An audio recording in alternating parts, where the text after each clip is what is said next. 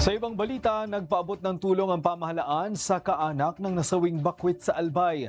Puspusan din ang pagtulong sa iba pang residenteng apektado ng aktibidad ng Bulkang Mayon. Mula sa Bicol, si Nomer Corporal, una sa balita.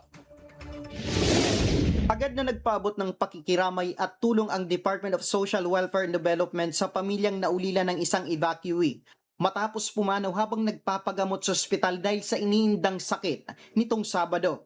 Batay sa ulat, isang stroke patient ang 42 anyos na residente ng Barangay Marirok sa sitio Nagsipit sa Tabaco City, lugar na sakop ng 6-kilometer permanent danger zone. Kaya naman kabilang sila sa mga pamilyang kinakailangang lumikas dahil sa pag-aalboroto ng Bulkang Mayon.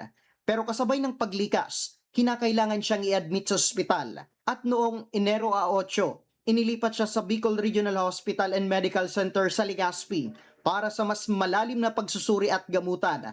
Ngunit kasamang palad ay pumanaw makalipas ang 2 araw.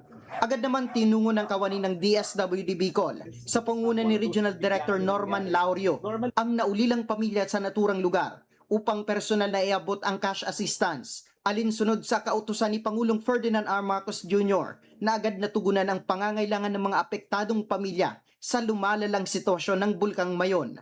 Personal din na nagpaabot ng pakikidumamay si Director Laurio sa pamilyang naiwan at tiniyak ang tuloy-tuloy na pagbibigay ng pinansyal at psychosocial support. Samantala, bukod sa paghatid ng food packs, patuloy din ang pamamahagi ng DSWD ng malinis at ligtas na inuming tubig sa pamamagitan ng kanilang mobile water station na malaking tulong sa mga evacuee sa San Jose Elementary School sa Malilipot, Albay.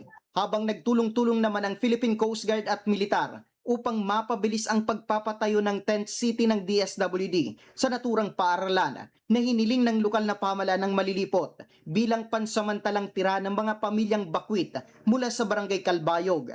Sa ngayon, nananatili sa Alert Level 3 ang Bulkan Mayon at ayon sa PHIVOLCS ay wala pang indikasyon para itaas ito sa Alert Level 4. Nauna sa balitang totoo at laging bago, Nomer Corporal, alaunas sa balita, Congress TV.